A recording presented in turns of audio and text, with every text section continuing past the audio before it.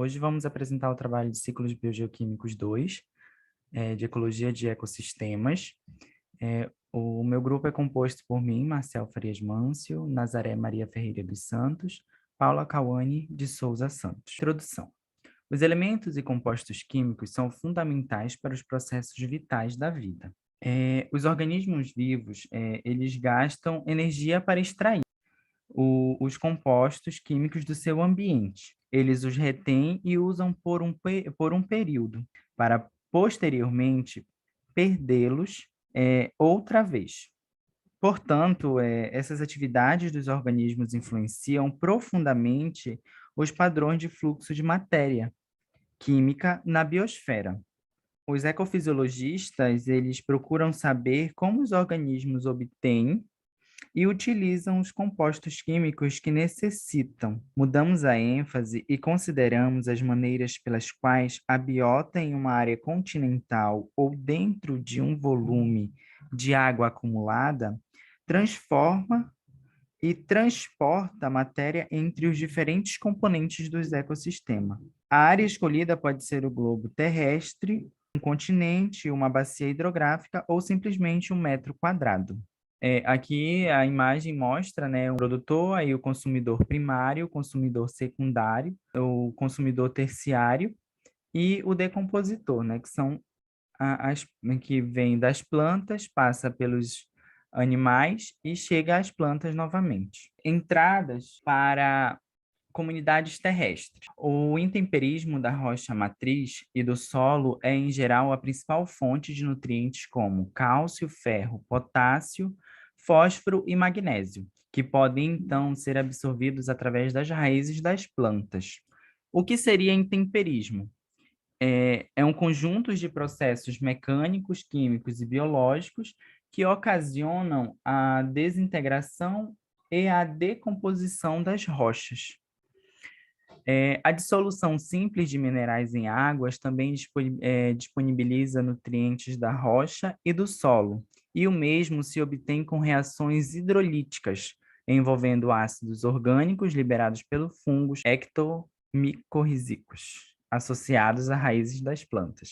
Bom, aqui na imagem mostra que os fungos ectomicorrízicos associados a raízes de árvores podem imobilizar o fósforo, o potássio, o cálcio e o magnésio, que são provenientes de substratos minerais sólidos, mediante a secreção orgânica ácida. Esses nutrientes tornam-se depois disponíveis a plantas hospedeiras por meio de um componente fúngico denominado micélio. O que seria o micélio? O micélio é de vital importância para o ecossistema terrestre e aquático, devido ao seu papel de decomposição do material vegetal. Saídas provenientes de comunidades terrestres. Um átomo de nutriente pode ser absorvido por um herbívoro que, após a sua morte, é decomposto. O átomo volta para o solo e, dessa forma, o átomo circula na comunidade por muitos anos. E a liberação para a atmosfera é uma rota de perda de nutrientes. Exemplos de perdas são as queimadas, agrícola e entre outros. E as entradas e saídas de carbono podem variar com a idade da floresta. Aqui na imagem mostra os componentes dos estoques de nutrientes de um sistema terrestre e de um aquático. Observe que são duas comunidades, estão ligadas por um fluxo de corrente, que é uma saída importante do sistema terrestre e uma entrada importante para o sistema aquático. As entradas, elas são mostradas em marrom, que são as setas marrons, e as saídas em preto, que são as setas na cor preta. Dessa maneira, os nutrientes podem circular dentro da comunidade durante muitos anos, de maneira alternativa. O átomo pode passar através do sistema em poucos minutos, talvez sem qualquer interação com o biota. Seja qual for o caso, o átomo, né, por fim, será perdido por meio de um dos vários processos que removem nutrientes do sistema. As entradas e saídas de carbono podem variar com a idade da floresta. Lau e colaboradores compararam padrões de armazenamento e fluxo de carbono entre florestas jovens e florestas maduras. As florestas jovens, abatida há 22 anos, e as florestas maduras não explorada, árvores de 50 a 250 anos, ambas com pinheiros ponderosa. O conteúdo total de carbono do ecossistema, vegetação, detritos e solo da floresta madura foi aproximadamente o dobro da floresta jovem. Houve diferenças notáveis na porcentagem de carbono armazenado na biomassa viva, de 61% na madura e 15% na jovem. E na madeira morta, sobre o chão da floresta, era 6% na madura e 26% na jovem. Aqui essa imagem ela traz dizendo que os estoques de carbono para uma floresta madura e uma floresta jovem, ambas com pinos ponderosa, que são as árvores, os valores de armazenamento do carbono estão em GCM-2 e a produtividade primária líquida PPL e a respiração heterotrófica RH estão em GCM-2 por ano, que são as setas que mostram, né, sobre os anos. Os números acima da superfície do solo representa o armazenamento do carbono na folhagem das árvores, na biomassa restante da floresta. Nas plantas do subbosque e na madeira morta sobre o chão da floresta, os números logo abaixo da superfície do solo se referem às raízes das árvores e às serrapilheiras. Os números mais abaixo correspondem ao carbono do solo. E, por fim, esses resultados fornecem uma boa ilustração das rotas dos armazenamentos e fluxos de carbono em comunidades florestais. Eles também servem para enfatizar que as entradas e saídas de nutrientes não estão sempre em equilíbrios nos ecossistemas. A importância da ciclagem de nutrientes em relação às entradas e saídas. Pelo fato de muitas perdas de nutrientes de comunidades terrestres serem canalizadas através de riachos, uma comparação da química da água corrente com a da precipitação pode revelar muito sobre a absorção diferencial da ciclagem de elementos químicos pela biota terrestre. Aqui eu trouxe a imagem que ela fala da concentração de íons na água corrente da bacia desflorestada, experimentalmente, e de uma bacia controle em Hubbard Brook. O momento do desflorestamento está indicado por setas dos nitratos, tem uma descontinuidade. Aqui na outra, ela é uma tabela de estoques anuais de nutrientes para bacias arborizadas de Hubbard Brook, sobre o ano, né? As entradas correspondem a matérias dissolvidos na precipitação ou como deposição seca. As saídas correspondem às perdas na água corrente como material dissolvido e matéria orgânica particulada.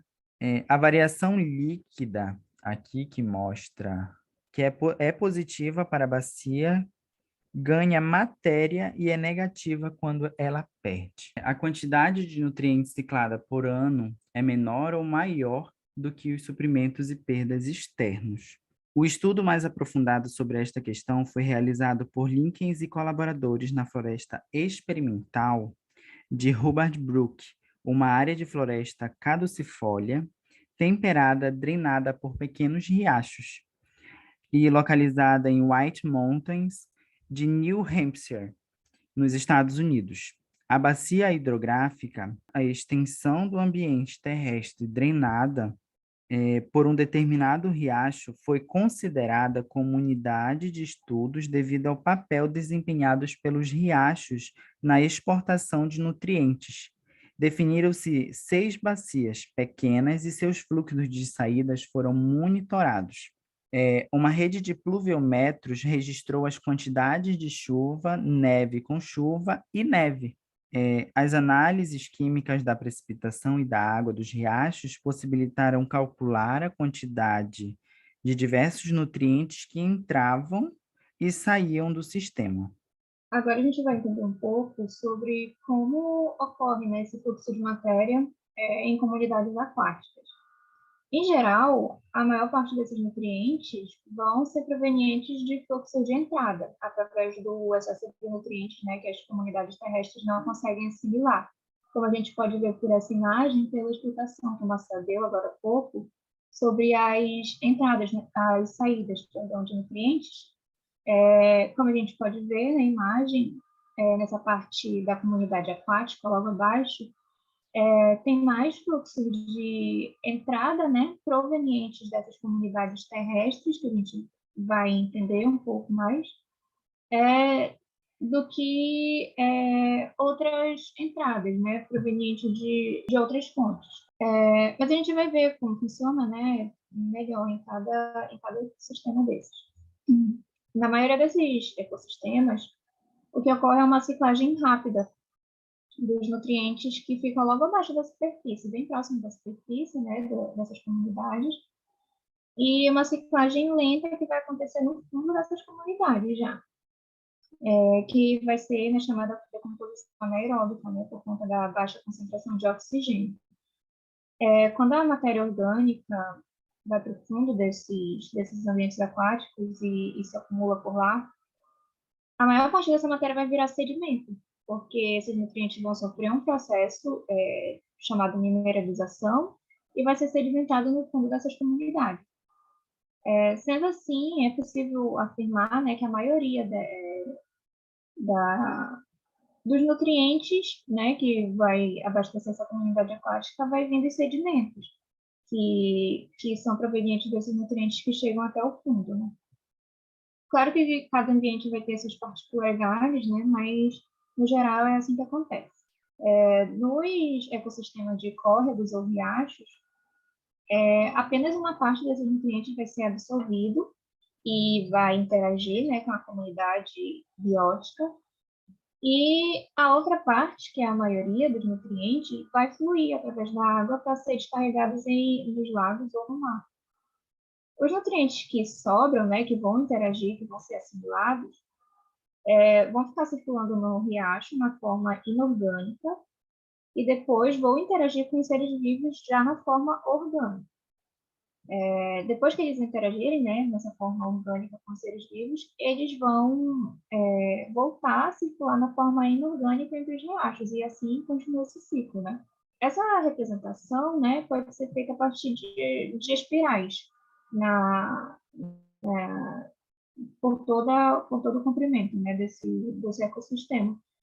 No caso, as fases, vão ter as fases, né, em que o nutriente vai estar inorgânico, que vai estar circulando, e alternando com as fases em que os nutrientes vão estar presos na biomassa, né, na forma orgânica. Nessas fases em que os nutrientes vão interagir com os seres vivos, no esquema de espiral, as bactérias e os fungos e algumas algas pequenas, algumas algas microscópicas, vão ser responsáveis por captar os nutrientes inorgânicos dos riachos, e na forma orgânica, esses nutrientes já vão fazer parte da alimentação de alguns invertebrados que vão se alimentar de micróbios que vão viver no substrato, né, no assoalho dessa comunidade aquática. Quando a comunidade biótica, né, os organismos vivos, morrem e vão se decompor, as moléculas dos nutrientes inorgânicos são liberados e o ciclo da espiral continua, né? Como aquela forma, vai ser liberado material orgânico, depois ele vai para a forma orgânica, interagir com seres vivos e assim sucessivamente.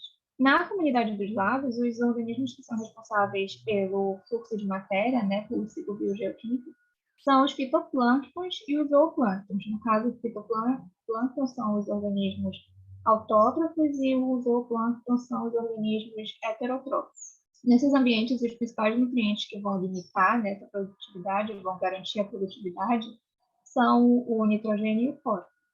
Então, por exemplo, se a quantidade desses nutrientes, que eu acabei de falar, estiver baixa, isso vai significar uma diminuição na produtividade do lago também. Já nos estuários, os organismos que vão fazer parte da ciclagem de nutrientes, além dos plânctons, né, que vão fazer parte dos lagos também, que são os fito e os zooplânctons, vão fazer parte também os seres bentônicos. Os seres bentônicos são os organismos que vão viver no substrato, ali, né, no assoalho da comunidade. Para entender, né, um pouco como o nitrogênio seria utilizado, né, na alimentação dos estuários, um pesquisador, o Hughes e os seus colaboradores, estudaram, né, o comportamento desse nutriente em um estuário de Massachusetts e observaram que o principal vetor do nitrogênio para os seres betônicos e alguns organismos pelágicos, que são os seres que conseguem se mover pela corrente d'água, né, é uma microalga, que vai oferecer cerca de 30% desse nutriente para esses organismos. E os outros organismos, né, que estão presentes nos estuários, vão receber o nitrogênio de resto de plantas, de decomposição de plantas que vão vir justamente dos ecossistemas terrestres, esse fluxo de entrada que está vindo para as comunidades aquáticas, né? Sai do ambiente terrestre e vem para as comunidades aquáticas. Outro estudo, dessa vez foi do Van Breeman, observou que um rio mais propício à interferência humana, né, que foi um rio que eles estudaram na América do Norte, vai exportar muito mais nitrogênio na forma inorgânica para os estuários, que vai ser cerca de 98% na forma inorgânica, né, do que um rio que apresenta pouco impacto humano, que foi um rio que eles estudaram aqui na América do Sul, cujo cerca de 70% do nitrogênio exportado vai ser na forma orgânica. Então, dá para ver bem essa diferença aí do impacto humano, né, na exportação desse nutriente, na forma orgânica e na inorgânica. E, por último, nos oceanos abertos, já é comprovado que só uma pequena parte do carbono da superfície vai chegar ao fundo do oceano. E o que chega lá vão ser consumidos pelos seres vivos que habitam ali aquele fundo, aquele assoalho oceânico, que vai ser onde ocorre a mineralização, né, desse nutriente que vai ser incorporado ao sedimento do fundo. Nesse tipo de ambiente, o nitrogênio também vai determinar, né, a produtividade, vai limitar essa produtividade. E o que acontece é que, quando os níveis de nitrogênio estão críticos, os organismos que são capazes de fixar o nitrogênio vão se espalhar por toda essa área oceânica, né, mais distante que eles conseguirem, e vão liberar o nitrogênio na forma dissolvida. Ciclos biogeoquímicos globais. Ciclo hidrológico. O ciclo hidrológico é simples de compreender, embora seus elementos nem sempre sejam fáceis de medir. Os oceanos constituem a principal fonte de água. A energia radiante provoca a evaporação da água para a atmosfera, os ventos distribuem por toda a superfície do globo e a precipitação devolve à Terra. Nessa imagem, ele está mostrando os fluxos e tamanhos dos compartimentos. Os valores entre parênteses, aqui embaixo, representam, né, o tamanho dos diferentes compartimentos. Um modelo geral para o fluxo global de nutrientes. As biotas dos habitats terrestres e aquáticos obtêm alguns de seus nutrientes predominantemente por meio do intemperismo. Como eu disse no início, né, o intemperismo é um conjunto de processos mecânicos, químicos e biológicos que ocasionam a desintegração e decomposição das rochas. O exemplo do fósforo, a extração dele é pelas rochas. O carbono e o nitrogênio, por outro lado, derivam principalmente da atmosfera. O primeiro do CO2 e o segundo do nitrogênio gasoso, fixado por micro-organismos no solo e na água. A imagem fala sobre as principais rotas globais de nutrientes entre as reservas abióticas da atmosfera, da água, hidrosfera, da rocha e sedimentos, litosfera, e as reservas bióticas constituídas pelas comunidades terrestres e aquáticas. As atividades humanas em laranja, aqui que mostra o fluxo, né, da atividade humana, alertam direta e indiretamente os fluxos de nutrientes das comunidades terrícolas e aquáticas por meio de seus elementos sobre os ciclos biogeoquímicos globais, bem como pela liberação adicional de nutrientes para a atmosfera e para a água. Nas sessões seguintes, será falado sucessivamente do fósforo, o nitrogênio, o enxofre e o carbono. E também será examinado de como as atividades humanas alteram, né, os ciclos biogeoquímicos globais desses elementos de importância biológica. Em geral, esse ciclo do fósforo vai ser bem simples. Ele vai entrar no solo, esse nutriente vai entrar no solo através da erosão de rochas, como o Marcelo falou agora, e da decomposição de animais e de plantas. Depois ele vai ser assimilado por outras plantas, e estas, né, em consequência, vão fazer parte da cadeia alimentar dos animais, né? Vai servir de alimento para herbívoros, esses herbívoros vão servir de alimento para onívoros, carnívoros e etc. O que pode acontecer é um desequilíbrio no ecossistema por conta do uso desse nutriente.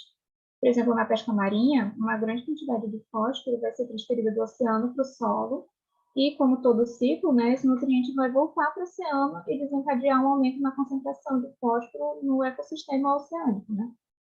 Outra causa de desequilíbrio que a gente tem por conta do uso do fósforo é a eutrofização do solo. A eutrofização é o enriquecimento, né, do solo, que é basicamente feita por atividades agrícolas, para fazer as plantações, né, para continuar essa indústria.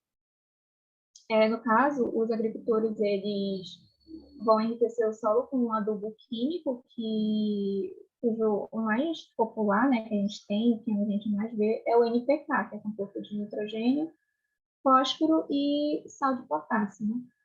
Esse composto vai ser lixiviado, né, com a chuva e vai entrar nas comunidades aquáticas, que vai aumentar novamente a concentração de fósforo e vai causar